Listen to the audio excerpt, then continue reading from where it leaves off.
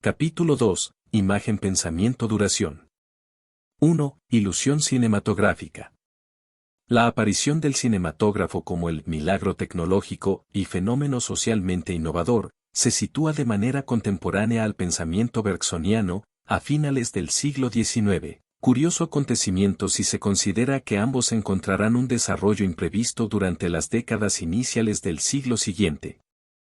Pues mientras el cine alcanzaría un desarrollo inimaginable como potencia mediática y de creación artística, la filosofía bergsoniana se encontraría con un prematuro eclipse tras la emergencia del existencialismo francés, y su marcada vuelta al pensamiento dialéctico de corte hegeliano, animada tanto por la revolución en Rusia, como por la influencia de Alexander Kojève.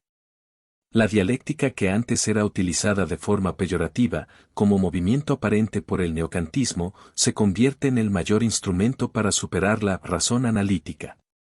Sin embargo, esta vuelta a Hegel decaerá con la segunda generación de filósofos del siglo XX. A partir de los 60s, acogerán a Nietzsche como su mejor aliado. En 1948 se puede observar que Hegel es la cima de toda la filosofía clásica. Todos los temas de la modernidad parecen requerir su lectura obligada. En 1968 toda la filosofía parece huir de él, por lo que no resulta extraño el retorno que hace Deleuze a la filosofía bergsoniana. Curiosa resulta también la relación de fascinación/rechazo entre el pensamiento de Bergson y el cinematógrafo.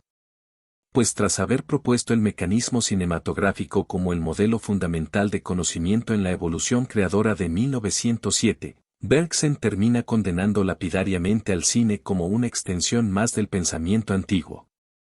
Por un lado, tenemos la fascinación que Bergson expresa por la forma de descomposición y recomposición de movimiento realizada por el mecanismo cinematográfico, en la que encuentra un aliado perfecto para describir las funciones cognitivas de la percepción y la inteligencia. Y por el otro, tenemos su rechazo decidido al cinematógrafo, por parecerle incapaz de servir al desarrollo de una filosofía intuitiva, concreta e inserta en la realidad. La argumentación en la que se centra tal relación recae en uno de los problemas más importantes para Bergson, o por lo menos al que dedica gran parte de su obra, este es a saber, la imposibilidad de pensar el movimiento a partir de lo inmóvil. El plantear problemas especulativos de manera correcta, escribía Bergson en 1907, es el destino más noble para el pensamiento filosófico. Y es sólo a partir de esta consigna que cobra sentido el hecho de que a través de cada una de sus obras Bergson se dedique a denunciar los pseudo-problemas implícitos en el pensamiento, una tarea que Deleuze parece asimilar completamente. Se trata de denunciar las operaciones del pensamiento que bajo el dominio persistente de la inteligencia, se limita a reconocer sus propias proyecciones ilusorias, y a reproducir generalizaciones falsas compuestas por dicotomías mal analizadas, tales como real irreal, falso verdadero, móvil inmóvil, cuerpo espíritu, etc. En este caso específico, al denunciar la ilusión del devenir que opera en el fondo de nuestro aparato de conocimiento, Bergson debe vérselas con una oposición fundamental, una oposición que inicia en el ensayo sobre los datos inmediatos de la conciencia 1889, pero que en materia y memoria 1986, coincide con el momento en que cierta posición se hace insostenible, la que consistía en poner las imágenes en la conciencia y los movimientos en el espacio. En otros términos, la conocida oposición entre el idealismo y el realismo. Para Bergson ninguna de las dos posturas ha podido conciliar la diferencia entre la materia y su representación, manteniendo que, en la conciencia no habría más que imágenes, cualitativas, inextensas. En el espacio no habría más que movimientos, extensos, cualitativos. Ambas posturas actúan como si se tratase de distintas realidades, por un lado, el ser, por el otro el ser percibido, pero para Bergson, tal diferencia es ilusoria y debe ser eliminada. Y esta es la tarea primordial de materia y memoria. Pero la dificultad de conciliar ambas posturas se esfuma si partimos de una comprensión media sobre lo que aparece y afirmamos que solo existe una realidad de imágenes materia, aunque estructurada de manera distinta. Pues ¿cómo explicar que los movimientos produzcan de golpe una imagen, como sucede en la percepción, o que la imagen produzca un movimiento, como sucede en la acción voluntaria? tomado un pensamiento complejo que se desenvuelve en una serie de razonamientos abstractos. Este pensamiento viene acompañado de la representación de imágenes, al menos nacientes. Y estas imágenes mismas no son representadas a la conciencia sin que dibujen, en el estado de esbozo o tendencia, los movimientos por los que estas mismas imágenes se figurarían en el espacio, quiere decir, imprimirían al cuerpo tales o cuales actitudes, separarían todo lo que contienen implícitamente de movimiento espacial. Si se confiere al cerebro esta función es dotarlo de un poder milagroso. Pues ¿cómo impedir que el movimiento no sea ya imagen, al menos virtual, y que la imagen no sea ya movimiento, al menos posible? La oposición que parece no tener salida para Bergson es la del materialismo y el idealismo, uno queriendo reconstruir el orden del universo con puros movimientos materiales, y el otro el orden del universo con puras imágenes en la conciencia. Lo que se tenía que superar era esa dualidad de la imagen y el movimiento, de la conciencia y la cosa. Y es en materia y memoria que, a consideración de Deleuze, se ofrece una concepción de la imagen totalmente inédita en la tradición filosófica, de tal forma que este universo bergsoniano de la imagen se encuentra en estrecha relación con el cine y con lo que podría llamar un universo cinematográfico de principio.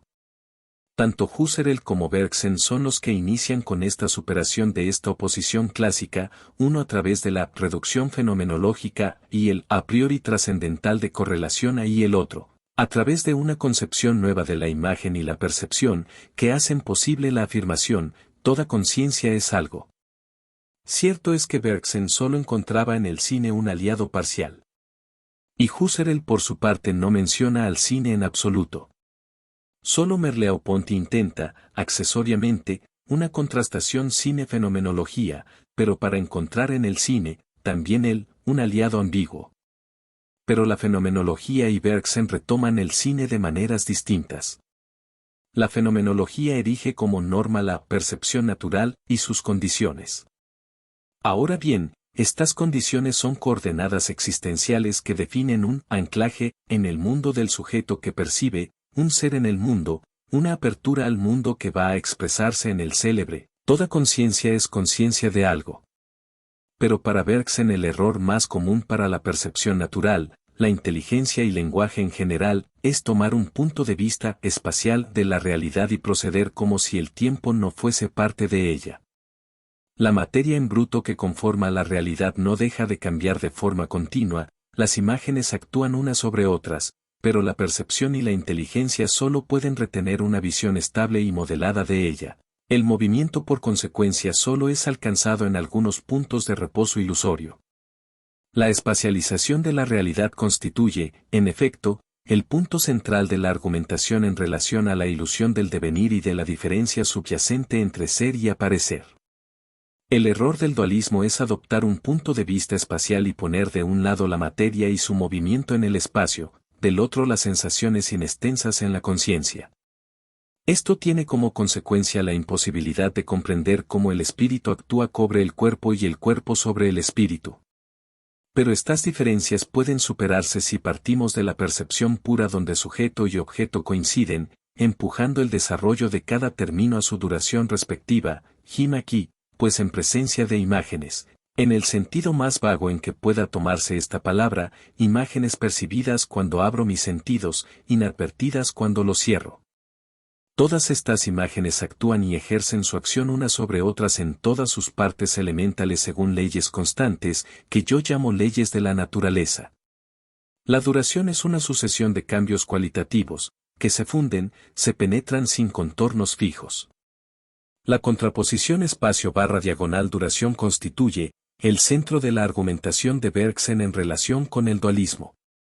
Bergson considera correcta la descripción kantiana del espacio como una forma aislable del hecho y por lo tanto aplicable universalmente a todo contenido sensible. Es decir, como un acto del espíritu por el que es posible la percepción y en la cual se fundamenta la experiencia.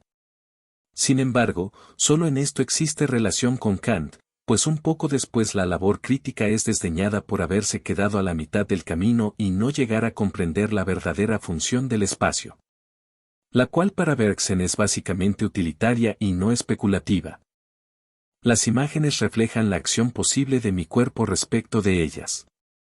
El trazo de divisiones en la continuidad de la extensión es la más importante operación de la inteligencia y corresponde a las necesidades de la vida práctica.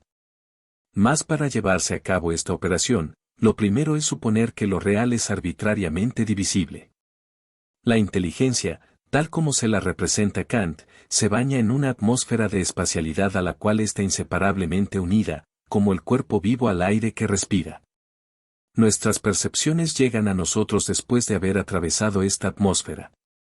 Se han impregnado ahí de antemano de nuestra geometría, de suerte que nuestra facultad de pensar no hace otra cosa que volver a encontrar, en la materia, las propiedades matemáticas que ha depositado en ella inicialmente nuestra facultad de percibir. El espacio puede decirse que para Bergson es, pues, una barrera instrumental que interponemos entre nosotros y la realidad al servicio de la práctica. Y de lo que se trataría finalmente es de superar esta operación de la percepción natural. En el capítulo 4 de la evolución creadora, Bergson bautiza esta operación natural de dividir arbitrariamente la realidad con el nombre de ilusión cinematográfica, según lo descrito allí. Entre el mecanismo cinematográfico y nuestra inteligencia existiría una prolongación de naturaleza. Por una parte, la inteligencia orientada a la práctica tiene la necesidad de una percepción apresurada y restringida, que seleccione de lo real aquello que le resulta más útil para la acción. Al igual que todas nuestras operaciones encaminadas al conocimiento teórico estarían ya asignadas por la necesidad de actuar para vivir. Es así como se puede entender el enraizado hábito de tomar instantáneas inmóviles que solo retienen del devenir concreto de la realidad lo que más interesa para la acción. Estas instantáneas inmóviles para Bergson son como los fotogramas reproducidos por el cinematógrafo, que posteriormente intentarían organizarse consecutivamente para crear así la ilusión de que estamos conociendo la realidad. De esta forma es como se justifica la asimilación del cinematógrafo en un problema de conocimiento. El procedimiento de análisis y síntesis de lo real es lo que termina siendo cuestionado, en opinión de Bergson, tanto en el caso de la inteligencia, como en el cinematógrafo es incapaz de alcanzar el movimiento real, y en su lugar nos entrega una versión falsa del movimiento. Pensamos alguna vez la verdadera duración, no alcanzamos la duración por un rodeo, es preciso instalarse en ella de una vez. Es lo que la inteligencia rehúsa hacer con frecuencia, habituada como está a pensar lo móvil por intermedio de lo inmóvil. Como un ejemplo para ilustrar los procedimientos de descomposición y recomposición de movimiento tal como los describe Bergson, remitámonos al caballo en movimiento 1897 de Edward Muybridge, que para descomponer el movimiento, retoma las imágenes obtenidas por 16 cámaras de relativa alta velocidad accionadas al paso del caballo, y que posteriormente son reproducidas de manera continua, en un intento de reconstruir el movimiento real del caballo. De esta misma forma es como Bergson describe la operación de la inteligencia, que divide en infinitos puntos de vista el movimiento real y posteriormente trata de reunirlos nuevamente, haciéndolos pasar por verdadero conocimiento del objeto.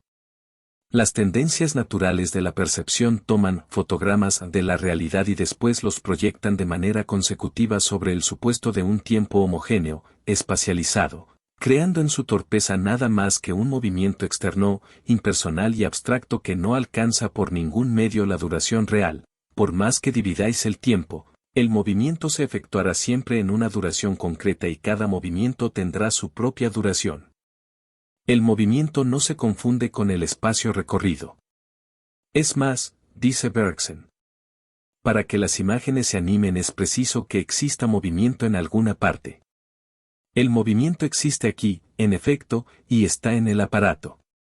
Por el hecho de que la banda cinematográfica se desenvuelva, de manera que las diversas fotografías de la escena se continúen unas con otras, cada actor de la escena reconquista su movilidad.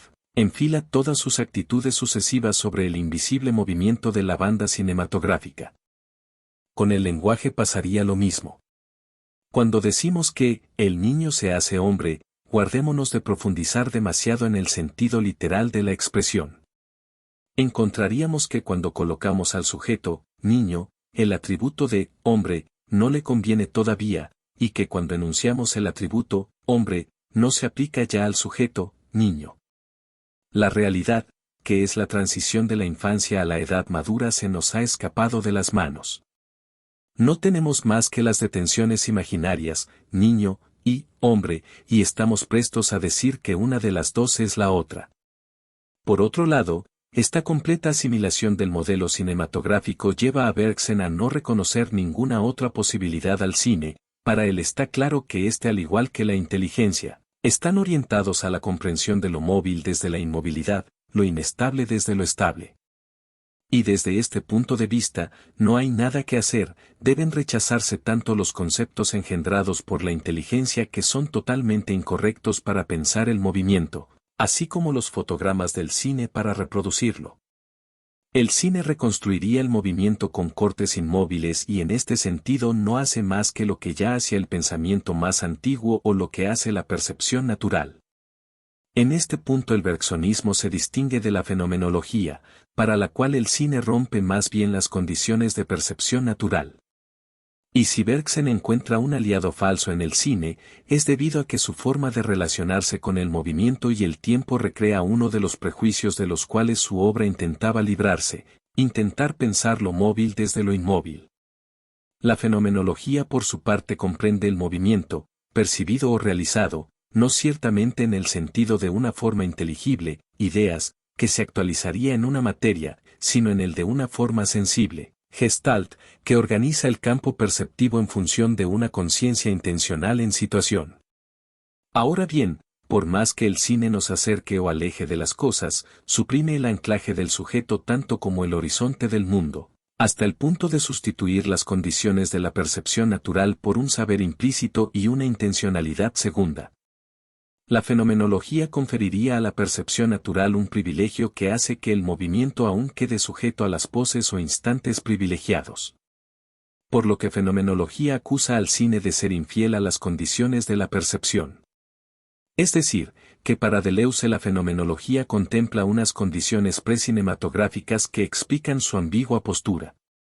Y aunque para Bergson la percepción natural no posee ningún privilegio, los procedimientos primordialmente sencillos y vacilantes del cine hacen que Bergson no otorgue demasiado crédito al cine, tal es la relación de fascinación/rechazo que mencionamos al comenzar el capítulo.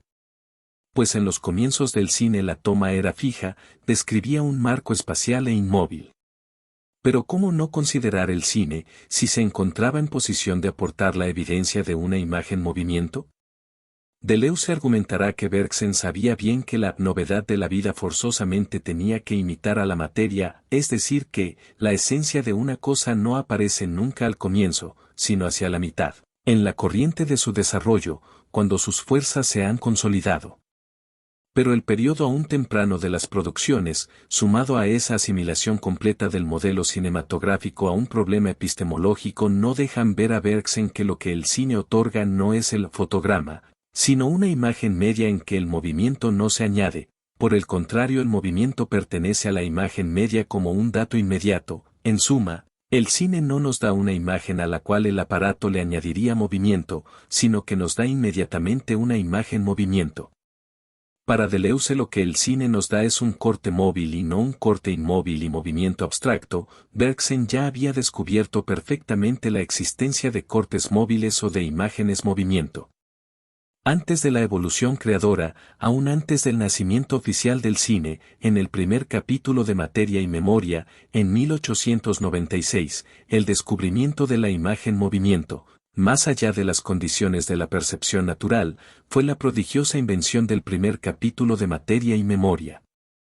La introducción del movimiento en la imagen y del movimiento en el pensamiento, ese es el logro más grande de Bergson. 2. Composición de movimiento.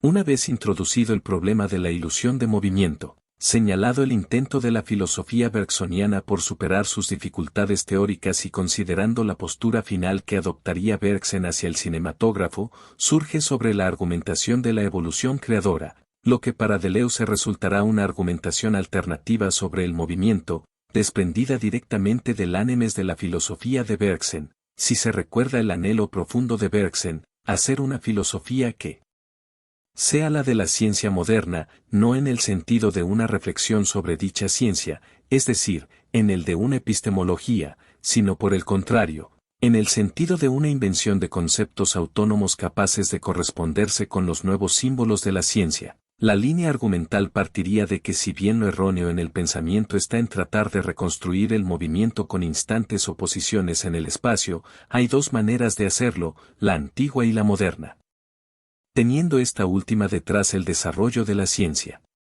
La antigua forma de composición de movimiento considera elementos inteligibles captados en el momento más cercano a su actualización. Potencialidades que no pasan al acto más que encarnándose en la materia.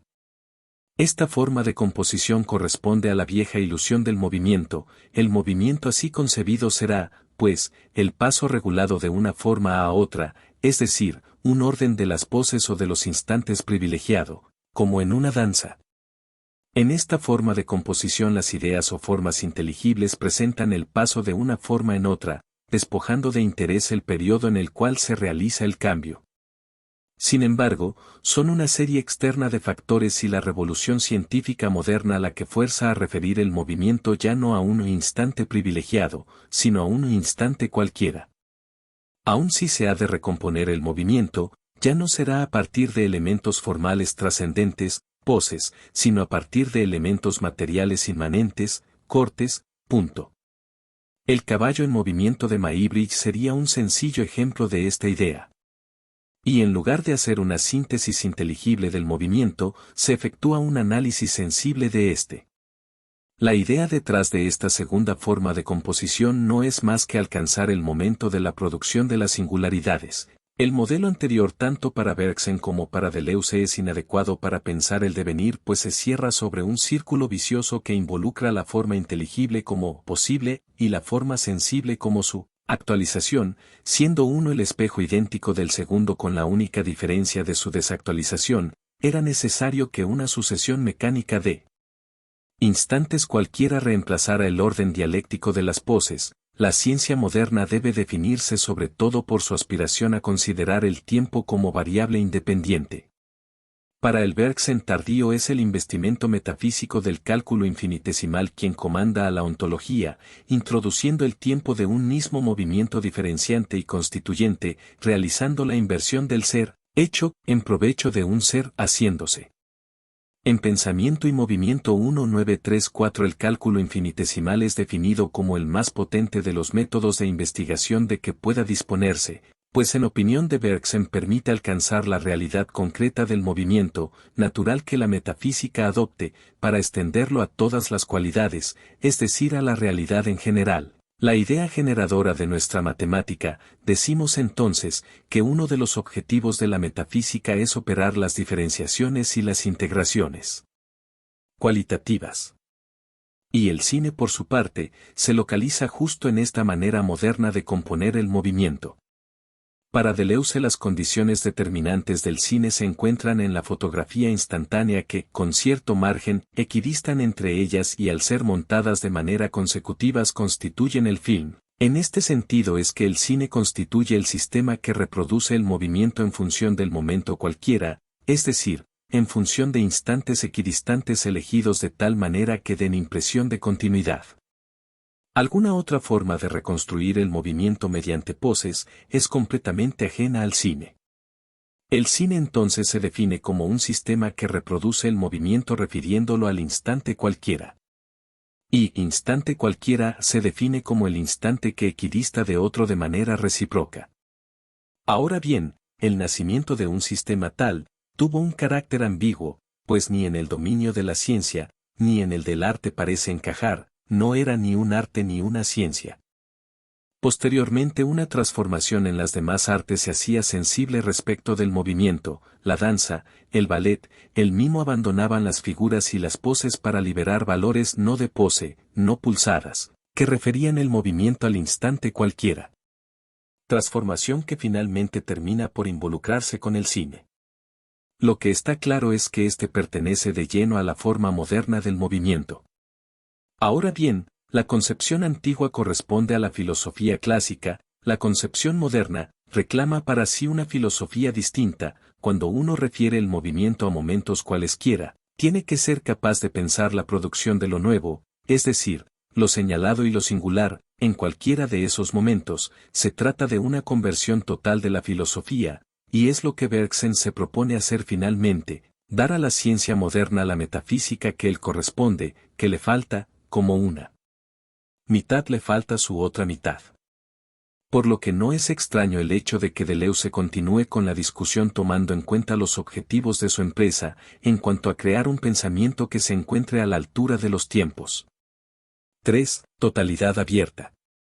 Cuando Deleuze regresa sobre el problema anterior, la ilusión de movimiento, no solo encuentra una vía argumental alternativa posible en las formas de composición del movimiento, sino dos posibles vías. La segunda, no hace más que seguir la afirmación bergsoniana según la cual, la filosofía no puede ser más que un esfuerzo por fundarse de nuevo en el todo, y es que, da igual recomponer el movimiento con poses eternas o con cortes inmóviles. En ambos casos se yerra con el movimiento. Porque se concibe un todo, se supone que el todo está dado, mientras que el movimiento no se realiza más que si el todo ni está dado ni puede darse. Esas imágenes movimiento que Bergson había descrito en ya el primer capítulo de Materia y Memoria, cortes móviles, suponen algo más que el movimiento expresado en ellos, y esto es, el cambio en la duración o el todo. El desarrollo ulterior del cine y la conquista de su esencia no será sino a través del montaje, la cámara móvil y la emancipación de la toma del espacio de proyección. Solo entonces, el plano deja de ser una categoría espacial para volverse temporal, el corte será un corte móvil en vez de inmóvil. Y corte móvil a su vez no hace más que expresar un cambio en la duración, en el todo. Y que la duración implique el movimiento forma parte de su definición. Contrariamente, si se toma el todo como algo dado, no existe lugar alguno para el movimiento real. En la imagen movimiento tal como Bergson la describe, no solo está implicado el movimiento que ella se expresa, sino también está implicado el todo o la duración. Pues todo movimiento, sea de traslación o no, implica un cambio cualitativo. El movimiento siempre remite a un cambio, la migración, a una variación estacional. Y lo mismo sucede con los cuerpos, la caída de un cuerpo supone otro que lo atrae y expresa un cambio en el todo que los comprende a los dos. Aún pensado en el plano de los átomos, estos expresarían modificaciones por más sutiles que éstas sean, cambios de energía, etc.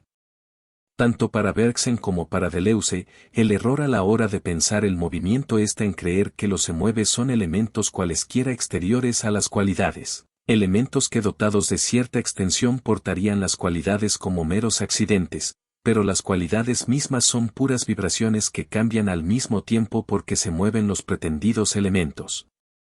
La idea central de esta segunda línea de argumentación sobre el problema de la ilusión de movimiento, presenta al movimiento como verdadero cambio cualitativo. Ahora bien, la idea del todo remitirá necesariamente, la materia, el organismo viviente y la conciencia, porque la duración para Bergson es el todo viviente. Entre las numerosas posibilidades abiertas por Bergson en Materia y Memoria se encuentra el cortocircuito en la distinción del sujeto y el objeto mediante su teoría de las imágenes, lo que supone un desplazamiento de la oposición entre la vida y la materia hacia una continuidad de duraciones, es decir, una total duración como realidad material, mental o espiritual que da testimonio de un todo que cambia. Es bien sabido que Bergson descubrió la duración como idéntica a la conciencia. Pero un estudio más profundo de la conciencia lo indujo a demostrar que ella no existía sino abriéndose a un todo, coincidiendo con la apertura de un todo. Pues, puede concebirse como viviente el sistema nervioso sin el organismo que le nutre, sin la atmósfera en que el organismo respira, sin la tierra que esta atmósfera envuelve, en el sol alrededor del cual gravita la tierra. Y lo mismo vale para el ser viviente, cuando Bergson lo compara a un todo, o al todo del universo, parece tomar la más vieja de las comparaciones, Aristóteles. Sin embargo, invierte los términos, el ser vivo es un todo, asimilable al todo del universo, pero no en tanto un microcosmos tan cerrado como se supone lo está el todo, sino, por el contrario, en cuanto está abierto a un mundo, y el mundo, el universo, es el mismo lo abierto. Allí donde algo vive, hay, abierto en alguna parte un registro en que el tiempo se inscribe. En este punto es claro cómo Deleuze encentra en la obra bergsoniana una reinterpretación de aquel principio del empirismo, según el cual las relaciones son exteriores a los términos. Si hubiera que definir el todo, se lo definiría por la relación. Pues la relación no es una propiedad de los objetos, sino que siempre es exterior a sus términos. Dice Bergson en Materia y Memoria, la ficción de un objeto material aislado no implica comúnmente un absurdo, ya que este objeto recibe sus propiedades físicas de las relaciones que mantiene con todos los demás y debe cada una de sus determinaciones, incluso su existencia, por consiguiente, al lugar que ocupa en el conjunto del universo. Las relaciones no pertenecen a los objetos, sino al todo, por lo que el todo no se confunde con un conjunto cerrado o un mero estado de cosas. Es sabido que la relación entre dos cosas no puede ser reducida a un atributo de una cosa o de la otra, y tampoco a un atributo del conjunto. En cambio, se sigue intacta la posibilidad de referir las relaciones a un todo si se concibe este todo como un continuum y no como un conjunto dado. Existe movimiento, sea de traslación o no, y entonces las relaciones en el todo se transforman, de la duración misma o del tiempo, podemos decir que es el todo de las relaciones. Y esta duración no se confunde, con los todos, con los conjuntos cerrados. La confusión entre estas dos instancias supone a consideración de Bergson el error que comparten tanto la ciencia moderna como la antigua a la hora de pensar el movimiento. El todo no es cerrado, y no tiene partes, este todo no se divide sin cambiar de naturaleza. El todo real bien puede plantearse como un continuum indivisible, que a razón de este continuum todo conjunto no está nunca completamente cerrado, el todo se crea, y no cesa de crearse en una y otra dimensión sin partes, como aquello que lleva al conjunto de un estado cualitativo a otro diferente, como el puro devenir sin interrupción que pasa por esos estados. Y cierto es que la organización de la materia hace posible los sistemas cerrados, según su despliegue en el espacio, pero faltaría aislar los del continuo universo material conservando de él, una película superficial. Este segundo camino argumental conduce a Deleuze a considerar que el movimiento real remite a la apertura de un todo en duración, cuyos movimientos son otros tantos cortes móviles atravesando los sistemas cerrados. Finalmente tendríamos conjuntos o sistemas cerrados diferenciados, movimientos de traslación adentro de los conjuntos y la duración o el todo, que no deja de cambiar de acuerdo a las relaciones transformadas en los movimientos. El movimiento remite los objetos entre los cuales se establece al todo cambiante que él expresa, e inversamente. Por el movimiento el todo se divide en los objetos, y los objetos se reúnen en el todo, y, entre ambos justamente, todo cambia. Hasta el actual punto, estas tres problemáticas de origen bergsoniano, la ilusión cinematográfica, la composición de movimiento y la totalidad abierta, si bien se relaciona entre sí, nos adelantan tres elementos de gran importancia para el estudio deleuziano del cine. Por un lado el problema de la ilusión de movimiento quedará resuelto al enunciar la existencia de una imagen-movimiento, implícita ya en la temprana obra de Bergson, imagen-movimiento o corte móvil que entrega el movimiento. Como un dato inmediato, por otro lado, la problemática de la composición de movimiento nos presenta al cine como el primer sistema en introducir el movimiento en la imagen, renunciando a las poses y remitiéndolo al instante cualquiera, y finalmente la problemática de la totalidad abierta, que, como se verá, está tan íntimamente ligada a la forma estructural del cine que puede afirmarse. La totalidad abierta es el modelo propio del cine, que él desarrolla y más aún, perfecciona. 4. Imagen-movimiento. El punto de partida es la insostenible oposición entre materialismo e idealismo desarrollada a través de Materia y Memoria. Había que superar a toda costa esa dualidad de la imagen y el movimiento, de la conciencia y la cosa. Esta temática de origen moderno tenía que hallar una salida, y como se ha mencionado, Husserl y Bergson inician en esta labor. Cada uno lanza su grito de guerra: toda conciencia es conciencia de algo, Husserl, o más aún, toda conciencia es algo, Bergson.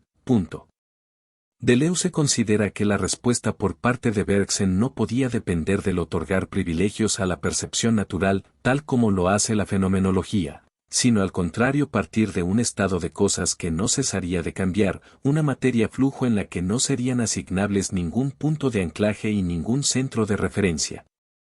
Y es justamente en el primer capítulo de Materia y Memoria que nos encontramos ante la exposición de un mundo donde imagen iguala movimiento. La idea de principio es alcanzar ese universo material antes de la disociación que operaron en ella, entre su existencia y su apariencia el idealismo y el realismo. Y extraer entonces las condiciones que se desprenden de un universo tal, en el que la materia es para nosotros un conjunto de imágenes. Por imagen debe entenderse una cierta existencia que es más que lo que el idealismo llama representación, pero menos que lo que el realista llama una cosa, es decir, una existencia a medio camino entre la cosa y la representación.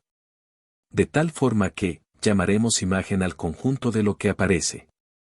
La condición inmediata para un universo material semejante implica que las imágenes existen independientemente de la conciencia que percibe. Las cualidades de dichas imágenes están en ellas, primeramente, como elementos constitutivos de una existencia independiente, de tal forma que, him aquí, pues en presencia de imágenes, en el sentido más vago en que pueda tomarse esta palabra, imágenes percibidas cuando abro mis sentidos, inadvertidas cuando los cierro. Estas imágenes en cuanto independientes actúan y ejercen su acción unas sobre otras en todas sus partes elementales según leyes constantes, que yo llamo leyes de la naturaleza.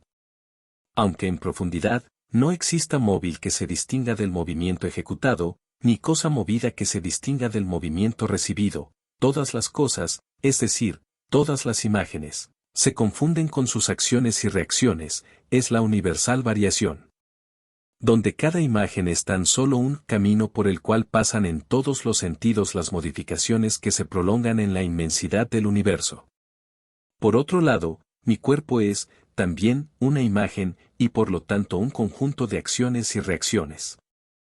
Mi ojo, mi cerebro son imágenes, partes de mi cuerpo. ¿Cómo podría contener mi cerebro las imágenes, si él es una entre las demás? ¿Cómo estarían las imágenes en mi conciencia si yo mismo soy imagen, es decir, movimiento? Y, en este nivel, ¿es que puedo siquiera hablar de mí, de ojo, de cerebro, de cuerpo? Lo hago por simple comodidad, pues todavía nada se deja identificar de esa manera. En conjunto infinito todas las imágenes constituyen una suerte de plano inmanente, la imagen existe en sí, sobre este plano. Este en sí de la imagen, es la materia, Deleuze lo describe como un estado gaseoso. Yo, mi cuerpo, sería más bien un conjunto de moléculas y átomos sin cesar renovados. Es un estado demasiado caliente de la materia para que distingamos en ella cuerpos sólidos. Es un mundo de universal variación, universal ondulación, universal chapoteo, no hay ejes ni centro, derecha o izquierda, alto ni bajo, y una vez desprendido el universo material de la conciencia que percibe, se trataría de decidir cómo es que ésta nace, y no darla como una condición desde el de principio. Partiendo de este estado de cosas habría que mostrar de qué modo pueden formarse, en puntos cualesquiera, unos centros que impondrían vistas fijas instantáneas. Se trataría, pues de deducir a la percepción consciente, natural o cinematográfica. Sobre este plano recortamos sistemas cerrados, conjuntos finitos, él los hace posibles por la exterioridad de sus partes. Pero él mismo no lo es. Es un conjunto, pero un conjunto infinito, un gran acontecimiento que recoge los demás acontecimientos. El movimiento que se establece entre las imágenes que le constituyen, es exactamente lo que permite atravesar los conjuntos o cortes que en él se establezcan, implicando en todo el plano una perspectiva temporal. En resumen, se trata de un plano inmanente que no se divide sin cambiar de naturaleza. El universo como metacine, como cine en sí, es lo que Deleuze reencuentra al final de esta idea. Ahora bien, ¿cómo hablar de imágenes en sí que no son para nadie y no se dirigen a nadie? ¿Cómo hablar de un aparecer, si ni siquiera hay ojo? Es verdad que una imagen puede existir sin ser percibida, puede estar presente sin ser representada. Dice Deleuze, en correspondencia con Bergson, en efecto, nuestra percepción y nuestro lenguaje distinguen cuerpos, sustantivos, cualidades, adjetivos y acciones, cuerpos, punto. Pero las acciones, en este sentido preciso, han sustituido ya el movimiento por la idea de un lugar provisional al que éste se dirige o de un resultado que él obtiene, y la cualidad ha sustituido el movimiento por la idea de un estado que persiste a la espera de que otro lo reemplace, el cuerpo ha sustituido el movimiento por la idea de un sujeto que lo ejecutaría, o de un objeto que lo padecería, o de un vehículo que lo transportaría. En este punto la percepción natural pierde cualquier privilegio. Tenemos tan solo movimientos, llamados imágenes, para distinguirlos de todo lo que todavía no son. El conjunto de los movimientos, de las acciones y reacciones, es luz que se difunde, que se prolonga, sin resistencia y sin pérdida. La identidad de la imagen y el movimiento tiene como correlato la identidad de la materia y la luz, pues es bien sabido que los fenómenos de percepción siempre tuvieron para Bergson una similitud con los fenómenos ópticos de refracción y reflexión. Se puede decir que, la imagen es movimiento, como la materia es luz, y en este universo material de imágenes tal como lo describe Bergson, aún no hay cuerpos, sino solo figuras de luz. Si estas imágenes en sí, que no son para nadie, no se aparecen a alguien, es decir, a un ojo, es porque la luz todavía no es refleja ni detenida, y, propagándose siempre, nunca, es revelada.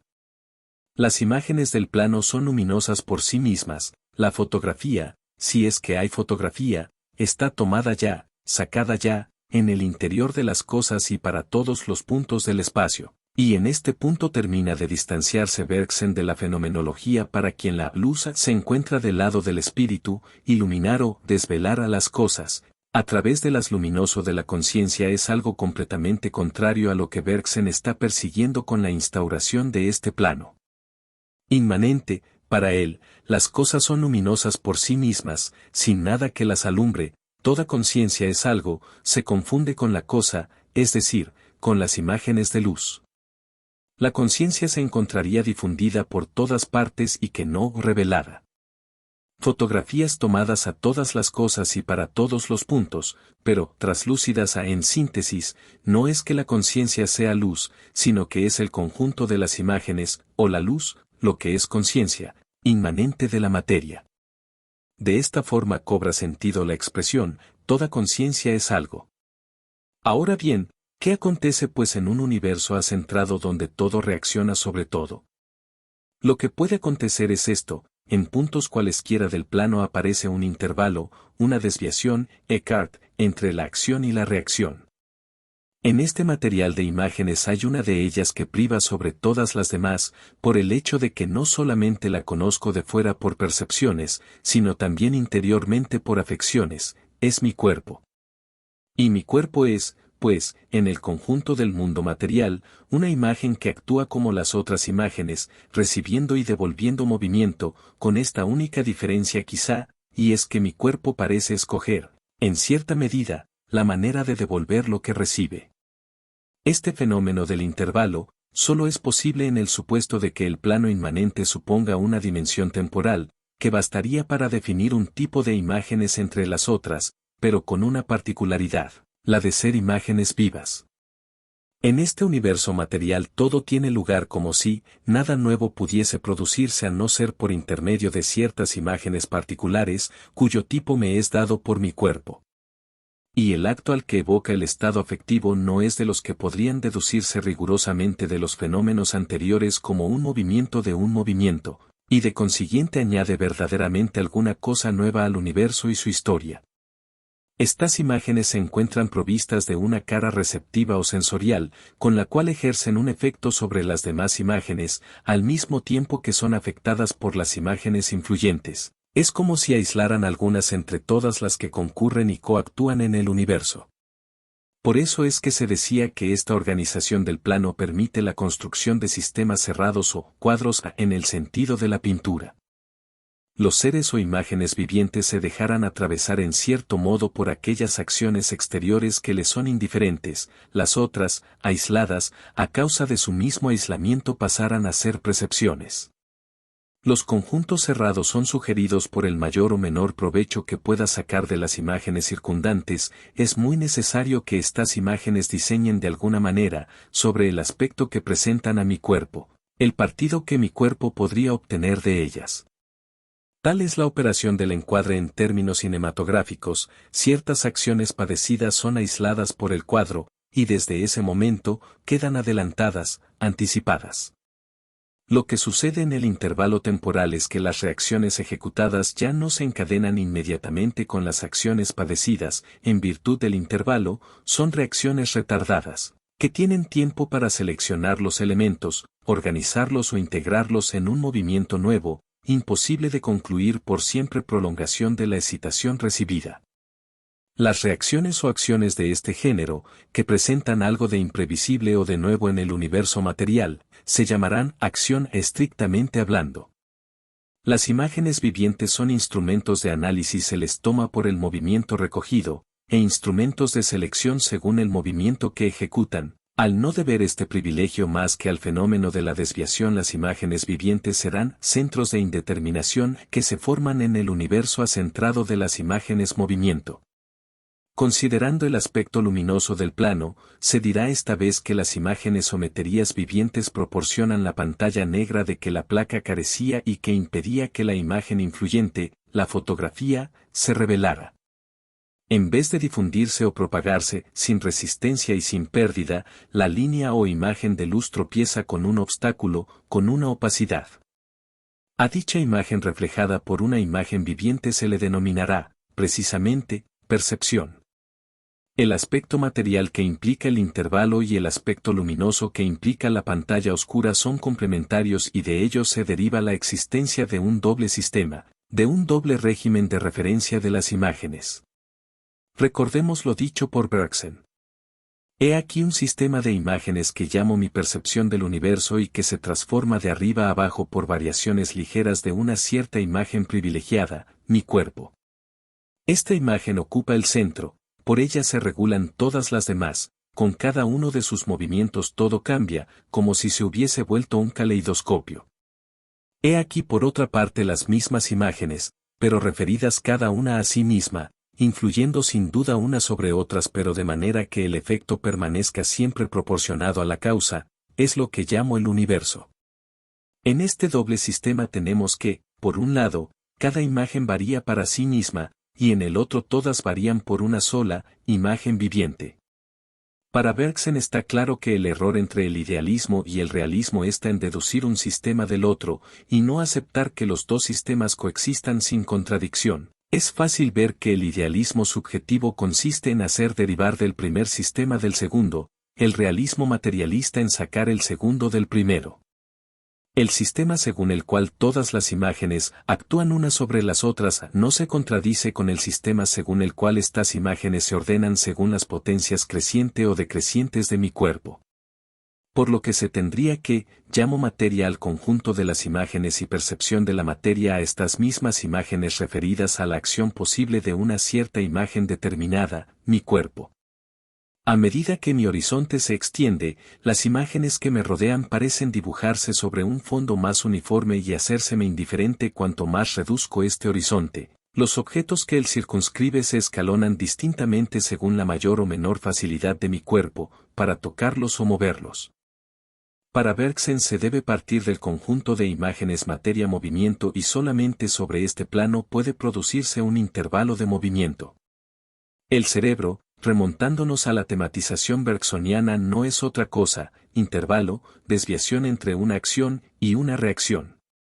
Hacer del cerebro la condición de la imagen total, es en verdad contradecirse a sí mismo, ya que el cerebro, por hipótesis, es una parte de esta imagen. Ni los nervios ni los centros nerviosos pueden, pues, condicionar la imagen del universo. El cerebro no es, ciertamente, un centro de imágenes del que se podría partir, sino que él mismo constituye una imagen especial entre las demás, en el universo acentrado de las imágenes. El cerebro constituye un centro de indeterminación. Él forma parte del mundo material y no el mundo material el que forma parte del cerebro. En materia y memoria se describe un estado complejo y organizado de lo viviente, a través de la imagen cerebro, pues ya en el nivel de los seres vivos más elementales, habría que concebir unos microintervalos. Intervalos cada vez más pequeños entre movimientos cada vez más rápidos. Dice Bergson, en el estado de simple masa protoplásmica la materia viva es ya irritable y contráctil, que sufre la influencia de los estímulos exteriores, que responde a ellos por reacciones, mecánicas, físicas y químicas. Las excitaciones recibidas o bien se prolongan en movimiento cumplido, o bien parece simplemente que se espera esta ocasión. Pero a medida que uno se eleva en la serie de los organismos, aparecen células nerviosas, se diversifican y agrupan en sistemas. En este punto, el animal responde con movimientos más variados a la excitación exterior. Por ejemplo, en los vertebrados superiores, la distinción se convierte sin duda en radical entre el automatismo puro, que reside en la médula, y la actividad voluntaria que exige la intervención del cerebro. Aún pensando en las formas vivientes más elementales, es posible invocar en el universo material, esbozos de ejes y centros, una derecha y una izquierda, un alto y un bajo.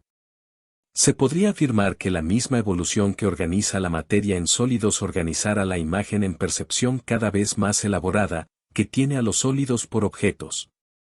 La imagen y la percepción de la imagen son, para Deleuze y Bergson, una misma y sola cosa, pero referida a uno o al otro de los sistemas de referencia. La cosa es la imagen tal como es en sí, tal como se relaciona con todas las otras imágenes cuya acción ella padece integralmente y sobre las cuales ella reacciona inmediatamente. Pero la percepción de la cosa es la misma imagen referida a otra imagen especial que la encuadra, y que solo retiene de ella una acción parcial y solo reacciona a ella de una manera mediata. Lo cual es enunciado por Bergson como: la percepción dispone del espacio en la misma proporción en que la acción dispone del tiempo. Por necesidad de interés obtenemos ciertas zonas de la imagen según la faz receptora y actuamos según las reacciones retardadas de las que somos capaces. Lo cual es una manera de definir el primer momento material de la subjetividad. Esta será una percepción sustractiva, que elimina de la cosa lo que no le interesa. Pero inversamente, es menester entonces que la cosa misma se presente en sí como una percepción completa. La cosa es imagen, y se percibe a sí misma al igual que todas las otras cosas en medida que padece su acción y reacción ante ellas. Un átomo, por ejemplo, percibe infinitamente más que nosotros mismos, y en última instancia percibe el universo entero. La diferencia entre un sistema de referencia y otro estriba en que las cosas y las percepciones de cosas son prehensions, pero las cosas son prehensions totales objetivas, y las percepciones de cosas, prehensions parciales y subjetivas.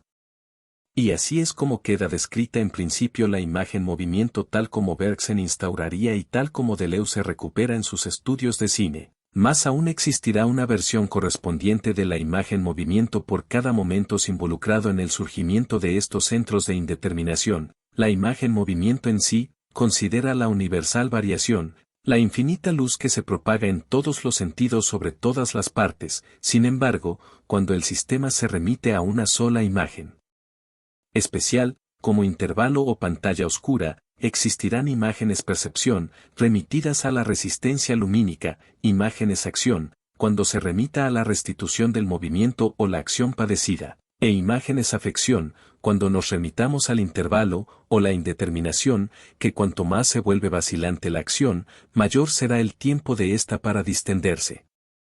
5. Variedades de la imagen movimiento. Se mencionaba anteriormente que el cine no responde al modelo de la percepción natural, y esto es porque la movilidad de sus centros, porque la variabilidad de sus encuadres o desencuadres, tiende a coincidir con la universal variación, la percepción total, objetiva y difusa. Pero como mencionábamos igualmente se parte de una percepción total objetiva hacia una percepción subjetiva que se distingue de aquella por simple eliminación o sustracción. A esta percepción subjetiva es la que le llama Bergson percepción en sentido estricto. Cuando a la imagen movimiento en sí se le remire al centro de interminación se vuelve imagen-percepción. El primer avatar de la imagen movimiento, cuando las imágenes que nos rodean parecerán tornar hacia nuestro cuerpo, iluminada esta vez la parte que le interesa, ellas separarán de su sustancia lo que hemos detenido de paso, lo que somos capaces de influir. Se sigue yendo del mundo al centro pero el mundo ha adoptado una curvatura, se ha vuelto periferia, forma un horizonte. Pero la percepción no es sino uno de los costados de la desviación, y el otro es la acción, estrictamente hablando, es la reacción retardada del centro de indeterminación. Este centro solo es capaz de actuar en ese sentido, organizando una respuesta, porque ha recibido la excitación sobre una cara privilegiada. El mundo se curva alrededor del centro perceptivo, pero lo hace ya desde el punto de vista de la acción. A manera de la encuadradura, las cosas tienden hacia mí su cara utilizable. Percibiendo las cosas allí donde están, yo capto la acción virtual que ejercerán sobre mí, al mismo tiempo que la acción posible que ejerzo yo sobre ellas, para unirme a ellas o para escaparles. Enunciaría Bergson, los objetos no harán otra cosa que abandonar algo de su acción real para dar así forma a su acción virtual, es decir, en el fondo a la influencia posible del ser vivo sobre ellos. Y así el mismo fenómeno de desviación se expresa pues, en términos de tiempo en mi acción y en términos de espacio en mi percepción, en la medida en que la reacción va dejando de ser inmediata y se va haciendo verdaderamente acción posible, más distante y anticipante se tornará la percepción, desprendiendo la acción virtual de las cosas. El segundo avatar de la imagen movimiento y segundo aspecto material de la subjetividad, donde la operación considerada no es ya la eliminación, la selección o el encuadre, sino la encorvadura del universo, de la que resultan, a la vez, la acción virtual de las cosas sobre nosotros y nuestra acción posible sobre las cosas. Ahora bien, entre las dos caras límite, la perceptiva y la activa existe el intervalo, y la afección quien ocupa el espacio entre las dos, ella surge en el centro de indeterminación, es decir, en el sujeto, entre la percepción en ciertos sentidos perturbadora y una acción vacilante. Nuestro cuerpo, es un cuerpo expuesto, como todos los cuerpos de la naturaleza, a la acción de las causas exteriores que amenazan disgregarle. No se limita a reflejar la acción de fuera, lucha y absorbe así alguna cosa de esta acción. Podría decirse, por tanto, metafóricamente, que, si la percepción mide el poder reflector del cuerpo, la afección mide su poder absorbente. Se trata de la coincidencia del sujeto y el objeto, o la manera en el sujeto se percibe a sí mismo, o más bien se experimenta se siente por dentro. Este es el tercer avatar de la imagen movimiento y también el tercer aspecto material de la subjetividad. Diremos que la cara receptiva absorbe un movimiento en lugar de reflejarlo y nuestra actividad suplanta una acción por una tendencia.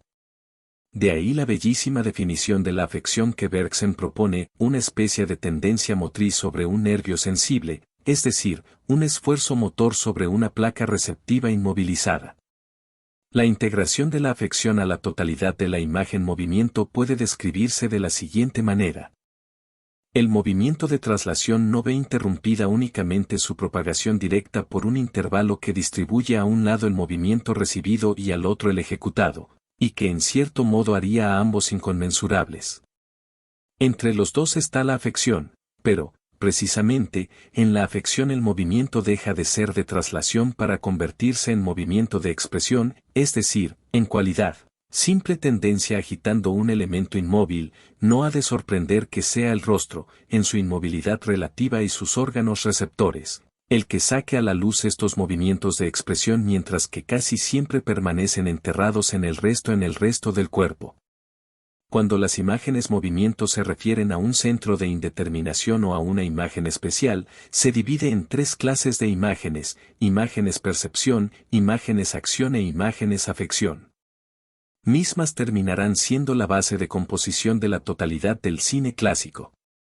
Ahora bien, si nos es posible imaginar la imagen movimiento en sí, cuando ningún centro se levantaba, el mundo anterior al hombre, cuando el movimiento se hallaba bajo el régimen de la universal variación, de la luz propagándose por siempre sin resistencia, el chapoteo cósmico, nos será posible imaginar que el régimen de las imágenes movimiento no tiene por qué agotar el todo de la duración o explicarlo en su totalidad, quedando abierta la posibilidad de un plano de imágenes tiempo en sí y sus correspondientes variedades, en tanto este plano inmanente descrito por Bergson involucra la perspectiva temporal, el centro de indeterminación puede dar pie a esta consideración, lo que se convertirá en el tema del segundo volumen de los estudios de cine, el régimen cristalino de la imagen. Pero se volverá más tarde sobre este punto. Finalmente, nos advierte Deleuze que hay además varios signos, 2 al menos, por cada tipo de imágenes. Y advierte se valdrá de la clasificación de Peirce para proceder en su deducción. La mayor parte del cuerpo de la imagen movimiento, el primer volumen de los estudios de cine se trata de esta búsqueda de los signos correspondientes. Un film nunca está hecho de una sola clase de imágenes, además, se llama montaje a la combinación de las tres variedades. Más aún existen directores en específico que tienen cierta afinidad por un tipo de imagen particular, en algunos como Griffith y más actualmente Ridley Scott es clara su afinidad con la imagen acción. En otros como Bertov o Jarmusch será la imagen percepción la que predomine y algunos otros como Dreyer, Bergman o Cahill, trabajan sobre la imagen afección con insistencia. 6. Regímenes de la imagen. La tesis que mejor describe el desarrollo de los estudios de cine y 2 consiste en afirmar la existencia de dos formas de imágenes cinematográficas, las imágenes que introducen el movimiento en la imagen, y las que introducen el tiempo. El cine realiza un automovimiento de la imagen, incluso una autotemporalización, esta es su base, y este es el aspecto que yo he intentado estudiar. Es decir, la enunciación de los dos regímenes de la imagen, régimen orgánico en el caso de la imagen movimiento y régimen cristalino para la imagen tiempo. Una diferenciación que en segundo plano describe la progresión del cine clásico al cine moderno. El cine clásico propiamente es aquel que obtiene su regla de movimiento del esquema sensorio-motor, lo cual quiere decir que principalmente lo que en él se presenta a un personaje que reacciona a una situación. Es un cine de acción, un cine de personajes que actúan según lo que perciben de una cierta situación. Las acciones se encadenan a las percepciones y a los afectos y las percepciones concluyen en acciones. En resumen, se trataría de un cine de narración.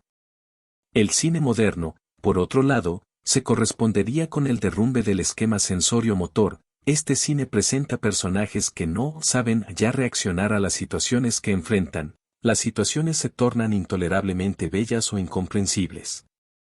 Es un cine que de cierta forma se aparta de la acción, en cuanto ésta se ha tornado imposible, un cine que suprime toda narración como consecuencia de las perturbaciones de la imagen. En 1986, se publica una carta que Deleuze escribiría a Serge Dany, un reconocido crítico cinematográfico. La carta lleva por título Optimismo, Pesimismo y Viaje. Y su grandeza reside en describir claramente la historia del cine según sus valores estéticos y no éticos. Para formular esta tesis Deleuze recupera dos líneas de argumentals distintas, los tres periodos del cine descritos por Dany en su libro La Rampe 1983, y las finalidades del arte según Alois Riegel. Embellecer la naturaleza, espiritualizar la naturaleza y rivalizar con la naturaleza, para finalmente hacerlas funcionar sobre la base teórica de los regímenes de la imagen, de tal forma que la historia del cine es asimilada en una descripción de la situación del arte en la actualidad. Según el primer momento, el cine supone algo similar a una enciclopedia del mundo, su forma se expresa por en la interrogante, ¿qué es lo que hay que ver detrás de la imagen? Y sin duda, eso que hay que ver solo aparecerá en las imágenes siguientes, pero actuando como aquello que hace pasar de la primera imagen a las demás, encadenándolas en una poderosa y embellecedora totalidad orgánica. Esta primera época lleva por lema, el secreto está detrás de la puerta, deseo de ver más, de ver lo que hay detrás, de ver lo que hay al otro lado. Y en ella cualquier objeto puede desempeñar el papel de escondite provisional y cada película se encadena a otras mediante una reflexión ideal. En esta primera etapa el único arte del cine es el montaje y su objetivo es el embellecimiento de la naturaleza. Sin embargo, esta forma del cine fue asesinada por la guerra, las propagandas de Estado. Las primeras manipulaciones de masas humanas llevaron el sueño cinematográfico a una condición terminal, en las que ya lo único que había que ver tras la imagen eran los campos de concentración, en los que los cuerpos no tenían más encadenamiento que el de los suplicios. La enciclopedia del mundo, el embellecimiento de la naturaleza, la política como arte, según la expresión de Benjamín, se habían convertido en el puro horror. Lo que estaba en juego era el todo orgánico, que no se había convertido más que en totalitarismo. Pero el cine tenía que resucitar después de la guerra, tenía que hacerlo necesariamente sobre una nueva base, apoyado en una nueva función de la imagen y en una nueva política, en una nueva finalidad del arte. Con la crisis de la primera etapa, el cine deviene una pedagogía del mundo que se expresa mediante una pregunta completamente nueva: ¿qué es lo que hay que ver en la imagen?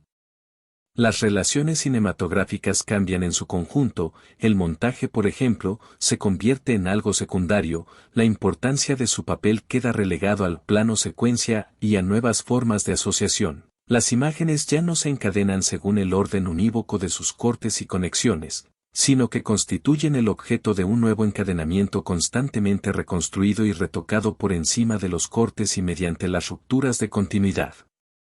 Y cambia también la relación entre la imagen y la palabra, los sonidos y la música, se disocia lo sonoro y lo visual, o más bien cada elemento cobra autonomía completa. Una pedagogía de la percepción que ocupa el lugar de la enciclopedia del mundo que se ha derrumbado, cine de vidente que ya no se propone embellecer la naturaleza sino espiritualizarla en el más alto grado de intensidad. Siempre se trata de una pedagogía que nos guía, pedagogía de Rassellini, pedagogía de los Straub, pedagogía de Gader. La guerra y sus antecedentes convirtieron el inicial optimismo por el cine como arte nuevo y nuevo pensamiento en un pesimismo metafísico radical, que solo la insistencia en la relación cine-pensamiento puede convertir en un renovado optimismo crítico. Tenemos pues dos regímenes de la imagen, uno orgánico, el de la imagen-movimiento, en el cual se procede por recortes racionales en el seno de una totalidad narrativa como arte del montaje, que conserva el modelo de la totalidad abierta, y un régimen cristalino, el de la imagen-tiempo, en el cual se procede por recortes irracionales, falsos movimiento que abandona todo intento de narración, de totalización, de interiorización en un todo, sirviéndose de la potencia de lo falso para hacer surgir la potencia del tiempo como puro devenir. En otros términos, se podría decir que la imagen clásica responde a una concepción aristotélica del tiempo, mientras que, con la imagen moderna, realiza una especie de revolución kantiana, que libera el tiempo del movimiento. En el pasaje de la imagen-movimiento a la imagen-tiempo el cine operaría así su revolución kantiana. 6.1 Imagen-movimiento, RGM orgánico. El régimen orgánico de la imagen se construye a través de los tres niveles bergsonianos de la duración. Estos, podría afirmarse, forman su esqueleto. Es el régimen de la acción. Su característica más propia es una totalidad narrativa expresada mediante el montaje, una primera forma de expresar el tiempo, la duración. Pero esa duración, ese tiempo, no recibe más que una representación indirecta, ya que se hace por intermedio de las imágenes movimiento que la expresan. Es una imagen necesariamente indirecta, pues es inferida de la imágenes movimiento y sus relaciones. En profundidad, el régimen orgánico engloba tanto la descripción de un comienzo inaugural del pensar, en el dominio de las imágenes movimiento, como la deducción de los contenidos noéticos subyacentes en lo que llamamos comúnmente cine clásico. Partiendo de Bergson, se han podido definir tres variedades de la imagen-movimiento, de las cuales el cine no supondrá más que una puesta en relación variable. El eje de todas estas relaciones es el intervalo. La imagen-percepción remite a una de las caras del intervalo, y la imagen-acción ocupa la cara opuesta.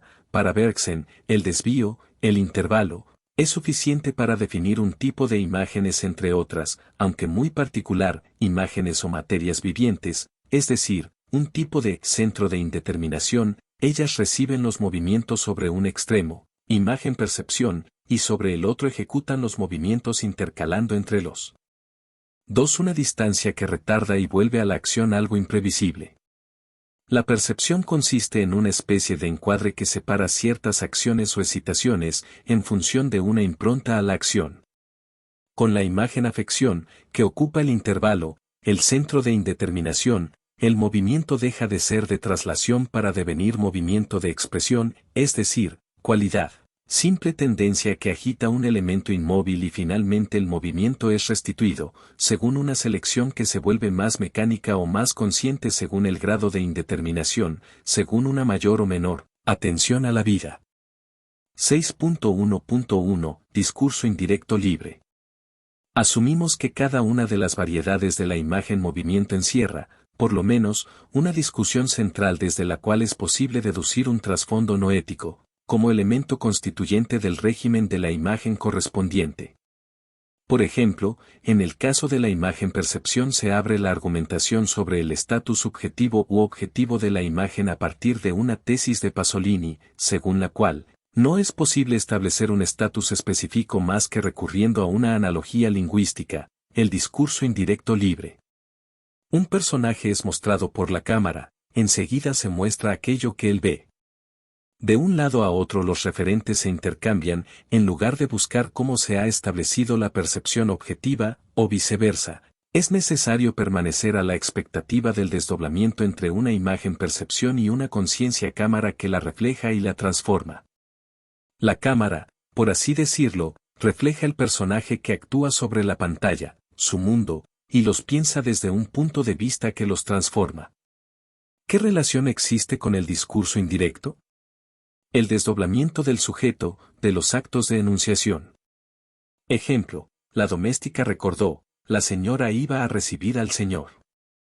Así como hay desdoblamiento entre la cámara que ve el personaje y su mundo y aquello que el personaje ve, de igual modo, es por la presencia de las comillas y la utilización de señora y señor, que remiten explícitamente al discurso directo, que asistimos a la toma de palabra de la doméstica. Pero al mismo tiempo el acto de enunciación es reflejado, descrito por una suerte de visión trascendente, que está directamente implicada en el imperfecto del verbo iba.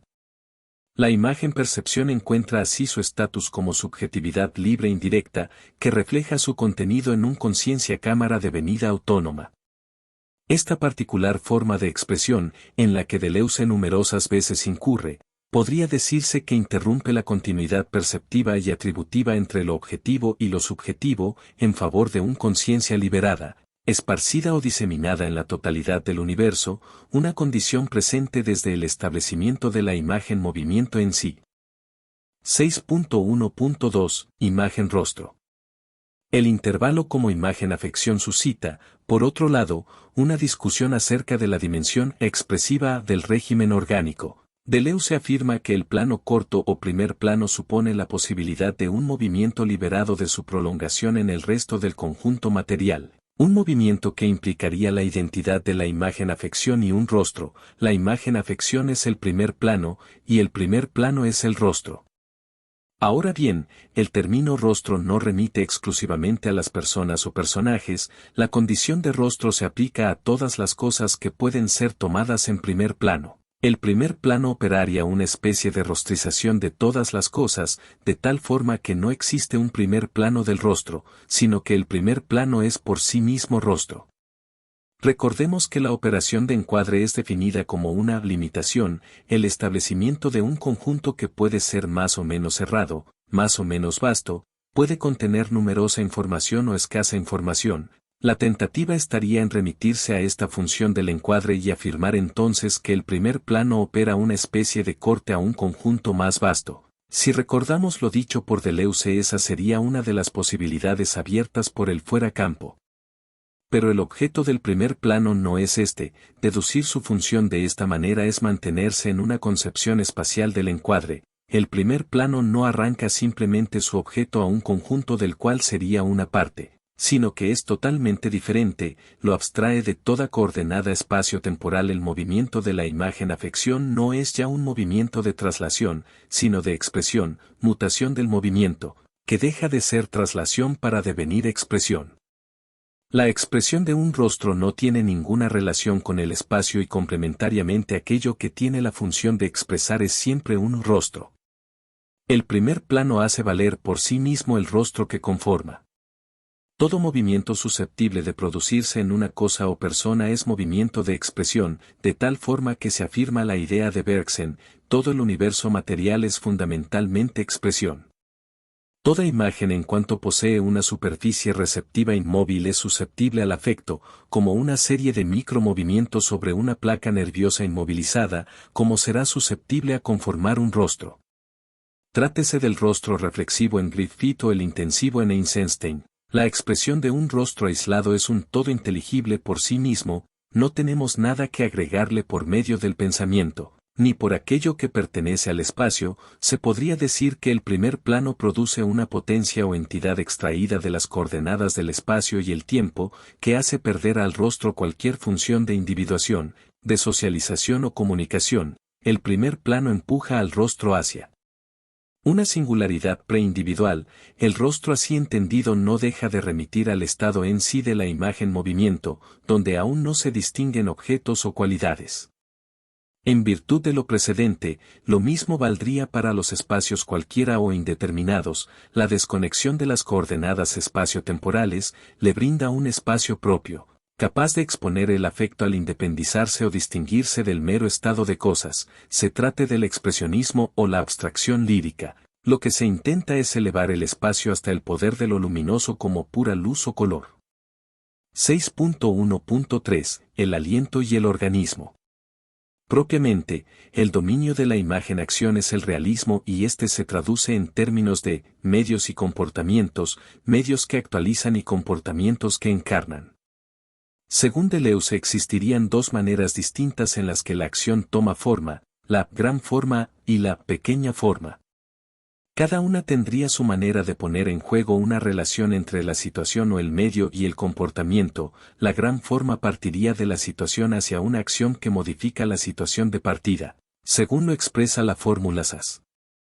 Se trata en principio de una situación inicial representada de tal forma que se tratase de un gran organismo o englobante, la cual es modificada por la acción del personaje, para devenir algo distinto. Su forma ejemplar es el duelo, que amenaza el estado o la organización inicial.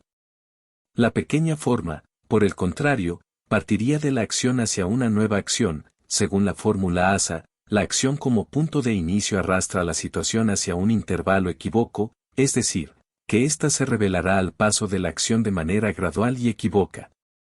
Los géneros cinematográficos del cine americano son principalmente los que desarrollan la gran forma: el cine documental, el film psicosocial, el noir y principalmente el western. Deleuze señala que para este tipo de cine la cualidad principal es aquí el aliento, la respiración, que representa la unión indisoluble entre la situación y la acción del conjunto orgánico. Su consistencia depende de una gran distancia entre lo englobante y los héroes, el medio y el comportamiento que lo modifica, la situación y la acción. Hay necesariamente una gran distancia, que no puede ser llenada más que progresivamente a lo largo del film. La pequeña forma, por su lado, se desarrolla a través de una acción que ya no detenta nada más que la forma de índice. Esta forma se diferencia en la distancia relativa entre la situación y la acción. Entre estas dos la distancia disminuye. La acción ya o se deduce de la situación previa, la situación se determina al mismo tiempo de la acción, lo cual reduce al mínimo la distancia entre los medios y el comportamiento. El género cinematográfico que parece consagrado exclusivamente a la forma pequeña al punto de haberla creado es el burlesco, y Deleuze atribuye a Chaplin el haber inventado esa diferencia mínima en la acción con un efecto de distancia máxima en la situación implicada.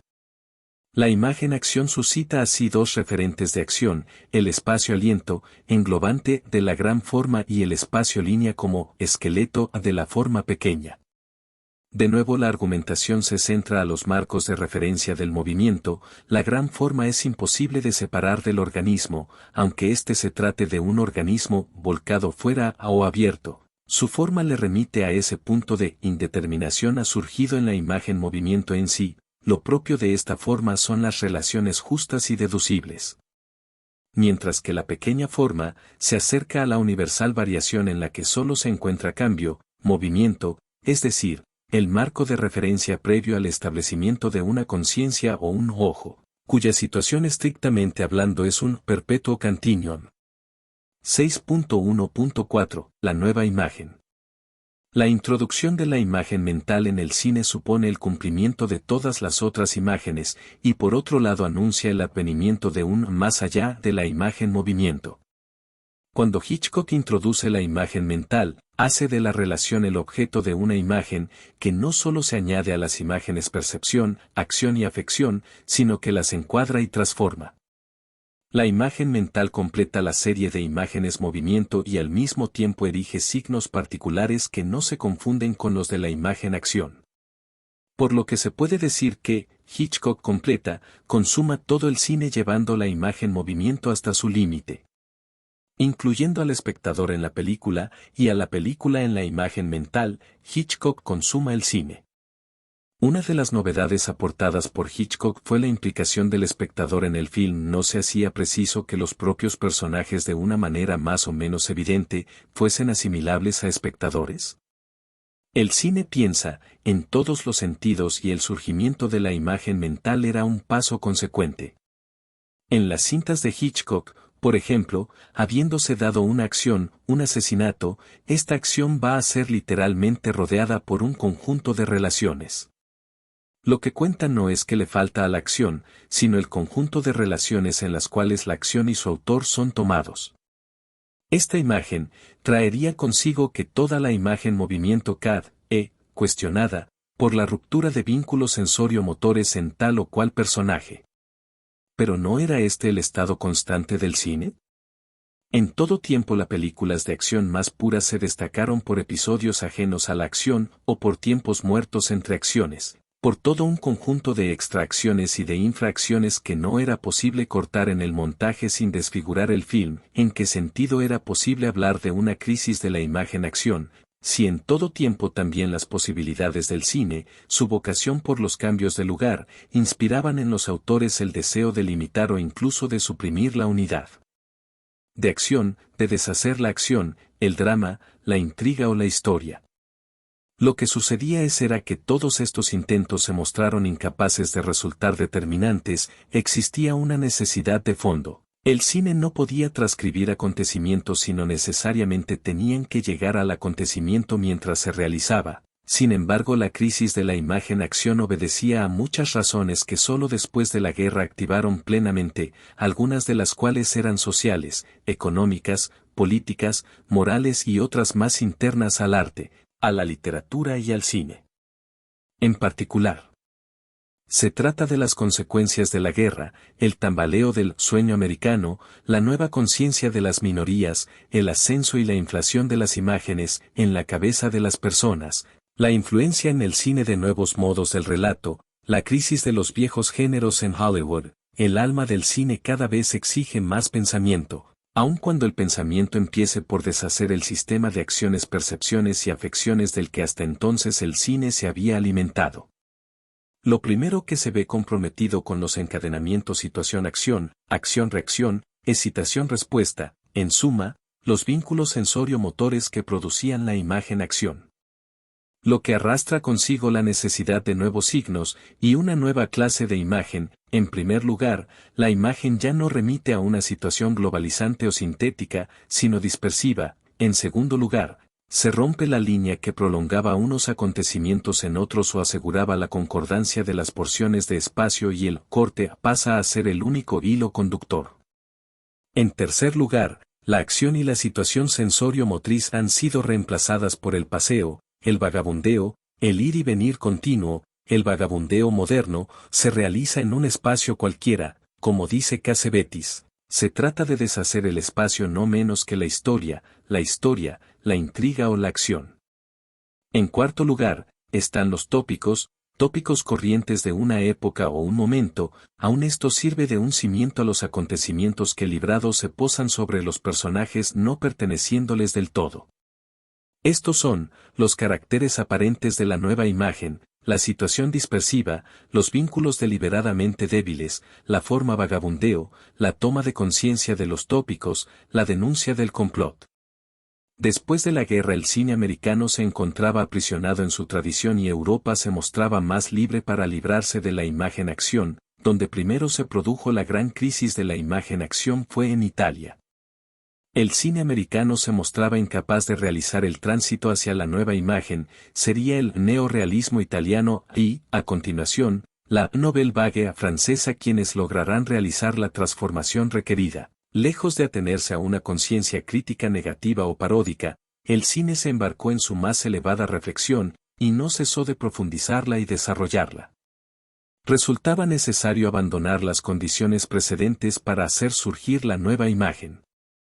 Esta nueva imagen no sería, por tanto, una consumación del cine, sino una mutación. 6.2. Imagen-tiempo, RGM inorgánico. La tendencia hacia una imagen-tiempo directa se encontraba desde los inicios del cine, no es hasta después de la Primera Guerra Mundial, que el esquema sensorio-motor se ve cuestionado. En este punto se vuelven necesarios nuevos procedimientos estéticos que modificarán el pensamiento mismo del cine, más allá de la imagen-movimiento. Pero este más allá no significa empezar de cero con la imagen, el esquema percepción-afección-acción se mantiene, aunque funcione a partir de otro orden. La cuestión que inicia con el surgimiento de la nueva imagen era, cómo impedir a la percepción prolongarse en acción a fin de colocarla en relación con el pensamiento. Aquello que el neorrealismo va a desarrollar son situaciones puramente ópticas y sonoras, en sustitución de las situaciones sensorio-motrices. Después será Nobel Vague quien vuelva sobre esta ruptura en beneficio de los signos ópticos y sonoros puros y de las imágenes sensoriales cortadas de su prolongamiento sonoro. La imagen-tiempo participa del régimen anterior pero entrará en relación con otras fuerzas. Este cambio de régimen tiene un sentido muy similar al de la llamada revolución copernicana en Kant. En el pensamiento clásico, el tiempo es inseparable de los acontecimientos que tuvieron lugar en él, lo que impidió el poder ser considera en sí mismo. Para el pensamiento clásico el tiempo es la medida del movimiento. El logro de Kant es haber invertido la relación o más bien haber liberado al tiempo a una forma pura. Algo similar sucedería con la imagen-tiempo. Aunque, por otro lado, es muy clara la motivación que lleva a Deleuze a considerar el cambio de régimen de la imagen, el movimiento de la imagen según el régimen orgánico. Tiene como característica principal la experiencia de un tiempo centrado y regular, el esquema sensorio-motor contribuye a ello. En esta experiencia temporal se encuentra justificada la legalidad de las relaciones. Fundamentalmente el esquema sensorio-motor está ligado con la verdad.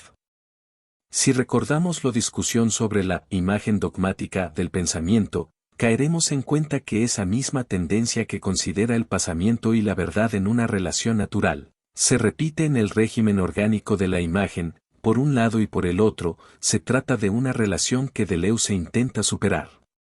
Ahora bien, la constitución de la imagen directa del tiempo implica que la imagen cinematográfica no entra en relación directa con la acción, el esquema en el que las percepciones y las afecciones se prolongaban en acciones. Deja un espacio abierto, por así decirlo, a la introducción de imágenes virtuales, mentales, espirituales, en las que se prolongará la afección.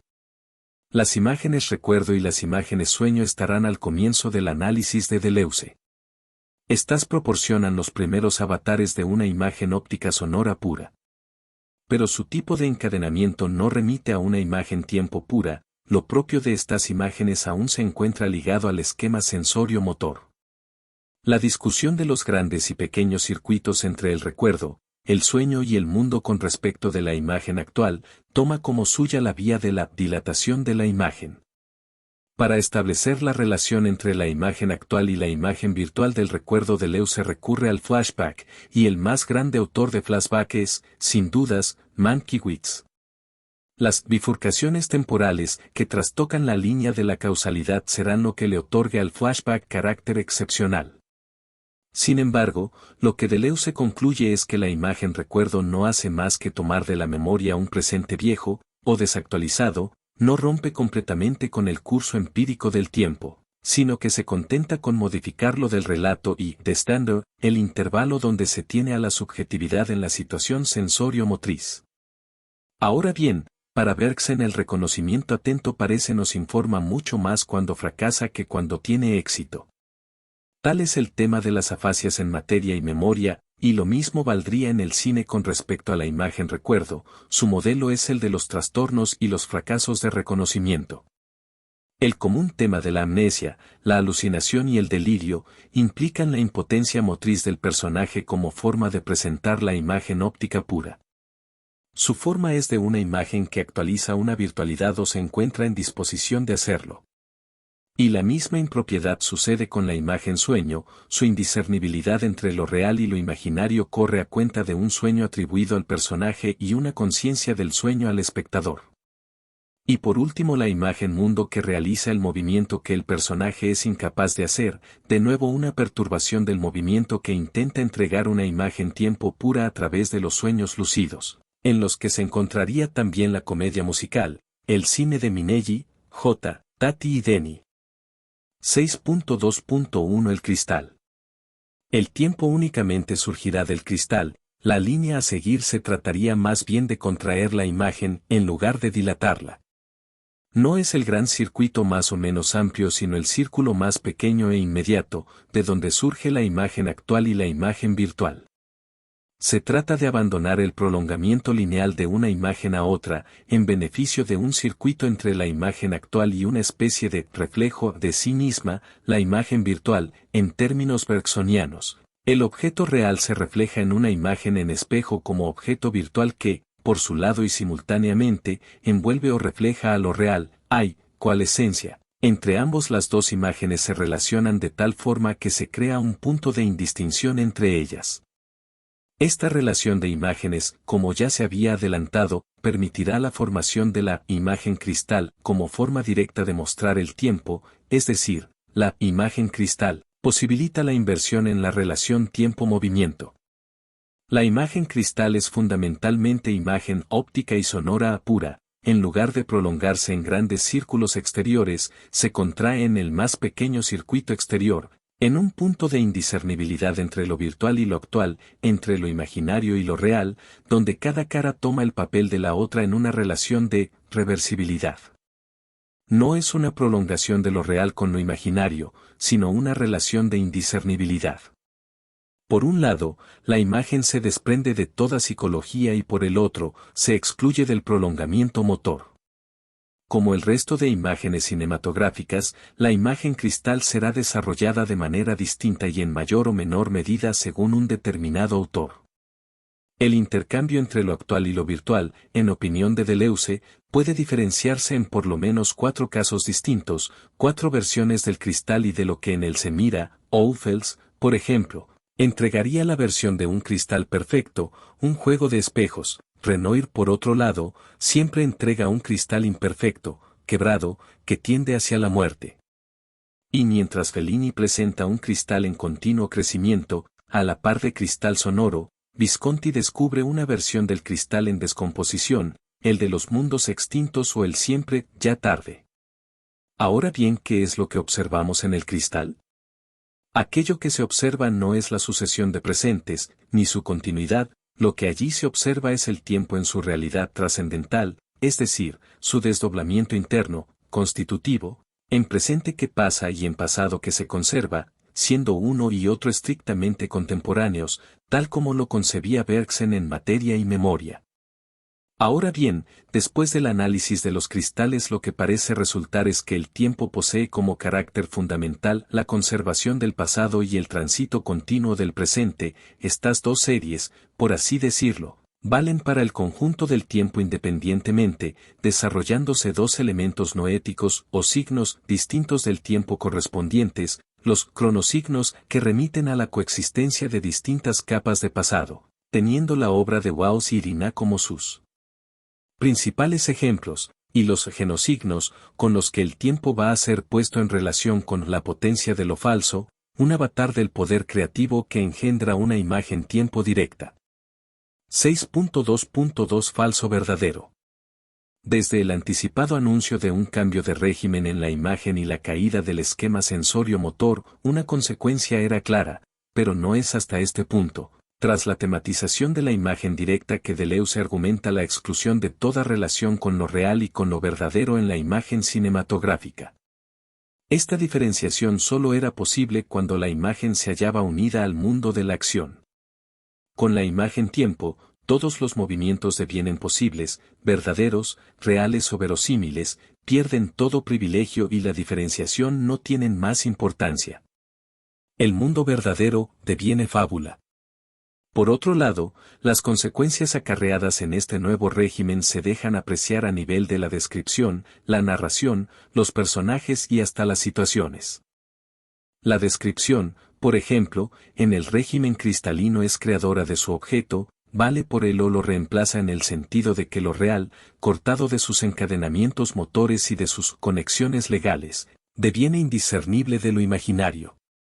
Lo mismo para la narración, abandonando el desarrollo de sus esquemas sensorio-motores, ya no busca pasar por verídica.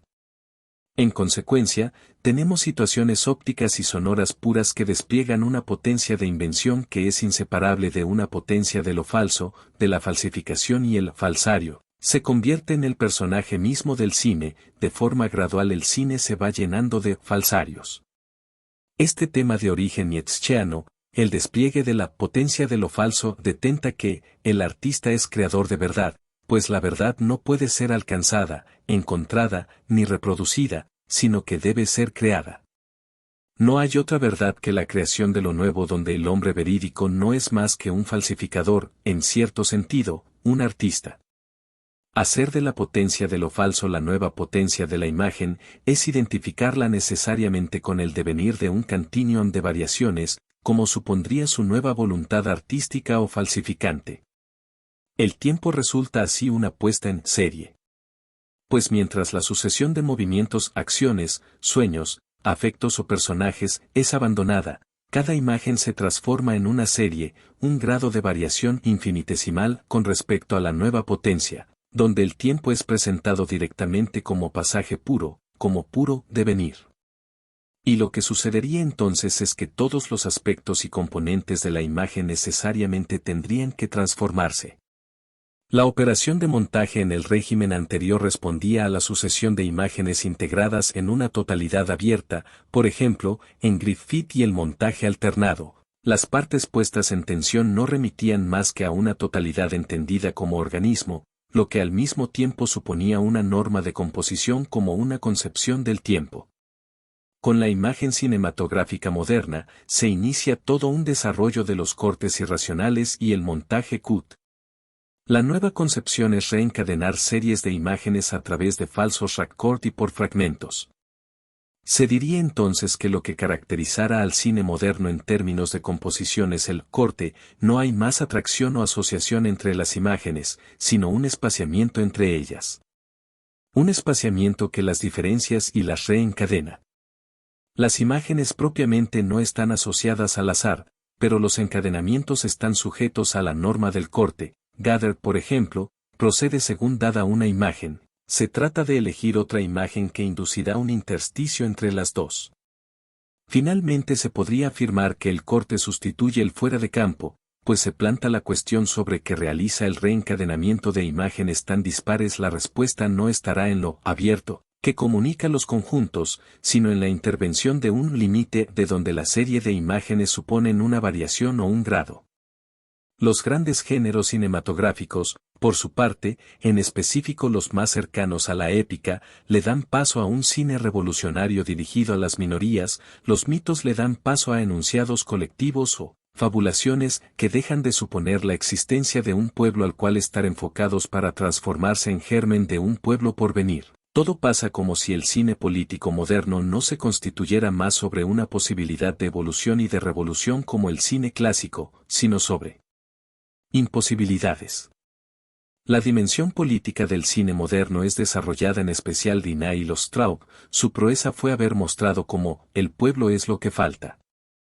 Y a las mismas conclusiones llave el análisis de la obra de Artaud. Si la imagen cinematográfica se relaciona con el pensamiento, su virtud estará en el más allá que hace nacer. Si es verdad que el pensamiento depende de un choque que lo hace nacer, el nervio, la médula, el pensamiento no puede pensar más que una sola cosa. El hecho de que no pensamos todavía es decir que la imagen cinematográfica moderna al estar vinculada a la potencia de lo falso, entra en relación con un pensamiento que todavía no existe, con un impensado que el pensamiento no puede pensar y que es reductible a toda forma de interioridad. En cierto sentido, que la imagen cinematográfica moderna se encuentra relacionada con un afuera que abre la conciencia y la vacía de toda interioridad.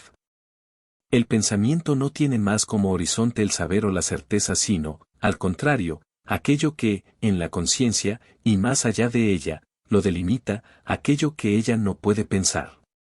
Y el procedimiento de la fabulación tiene como cometido hacer presente ese afuera, cuando ya no existe una verdadera dimensión del mundo a transformar o descubrir. Por último, el nuevo régimen de la imagen se acompaña de nuevas relaciones entre lo sonoro y lo visual. La voz y el sonido adquieren un margen de autonomía componiendo un tipo nuevo de imagen con caras asimétricas, una cara sonora y otra visual, una verdadera imagen audiovisual. Lo sonoro, por así decirlo, deja de ser solo un componente más de la imagen visual. Tras la caída del esquema sensorio-motor, los actos del habla pierdan sus antiguas funciones, el encadenamiento de las acciones y de las reacciones, como base de interacción o reflexión. Ahora el acto de habla se retira de la imagen visual para convertirse en elemento de fabulación que es creador de legenda, de acontecimiento, en el caso de Straub, sobre todo, que se muestran las características de la imagen audiovisual, la disyunción de lo sonoro y de lo visual, de ver y de hablar, la liberación de un puro acto de habla como fabulación creativa, en tanto éste se levanta por encima de las capas visuales que le sirven de soporte. Entre lo visual y lo sonoro se establece una relación libre indirecta y el fuera de campo vuelve a verse mermado, ya no hay un fuera de campo que se deba llenar, sino dos imágenes autónomas por confrontar. Por último, se podría decir que el acto de habla vuelve legible la imagen visual, la imagen cinematográfica moderna en tanto que visible o visual, deviene legible, y lo nuevo que es visto lo es por el hecho del habla que se hace escuchar. 6.3 Imagen-información. Hasta ahora el recorrido según la clasificación de las etapas del cine nos ha llevado por un primer momento de la imagen, en el que el cine se levanta como una enciclopedia del mundo o una ventana abierta, en la que las imágenes se van encadenando según una poderosa y embellecedora totalidad orgánica, para continuar con un segundo momento inseparable de una pedagogía cinematográfica de autores, en la que cine ya no se propone embellecer a la naturaleza sino espiritualizarla, extrayendo todas las posibilidades de la potencia de lo falso, en favor de un pensamiento y un pueblo aún por inventarse. La primera época del cine se definiría por el arte de montaje, pero también por una supuesta profundidad de la imagen como armonía o acorde, una distribución de los obstáculos y de los modos de franquearlos, de las resonancias y las resoluciones propias de esa profundidad. Un cierto papel de los actores, de los cuerpos y de las palabras propios del cine en esta escenografía universal, todo ello puesto siempre al servicio de un suplemento de visibilidad, un algo más que ver. Sin embargo, esta primera armonía se convirtió en las grandes escenografías políticas, la propaganda de Estado convertida en cine, en manipulación de masas. Si el cine tenía que resucitar después de la guerra, tenía que hacerlo necesariamente sobre una nueva base, apoyado en una nueva función de la imagen y en una nueva política, en una nueva finalidad del arte en general. El cine no estaría ligado ya a un pensamiento hegemónico y colectivo sino a un pensamiento experimental, singular, que solo surge y resiste en su impotencia. Cuando los estudios de cine y I2 se publicaron, la producción cinematográfica rivalizaba desde un par de décadas atrás con la influencia cada vez más extendida de la imagen electrónica. La televisión se había popularizado y existía una tradición por parte del videoarte en plena formación. Deleuze advertía que algo estaba por comenzar o más bien ya lo había hecho, un tercer régimen de la imagen, el régimen de silicio, el momento en el que las imágenes desfilarían de manera indiferenciada sobre un tablero de información. El cuestionamiento respecto de la imagen en este nuevo régimen sería, cómo insertarse, cómo deslizarse en ella, dado que toda imagen se desliza ahora hacia otras imágenes, dado que el fondo de la imagen ya es siempre una imagen y el ojo vacío una lente de contacto. En el nacimiento de una imagen-información se entrecruzarían dos factores distintos, por un lado, la evolución interna del cine, las nuevas combinaciones audiovisuales Gathered, Straub, Duras, Barde, Marker. Por el otro, se encontraría el desarrollo de la imagen electrónica. En el fondo se trata de una relación desigual, pues mientras el cine busca en el video y en la televisión elementos que implementar en sus funciones estéticas y no éticas, la televisión, contrariamente, se mantiene impedida para esta función en cuanto se reservaba a una función social que impide de antemano su mutua cooperación.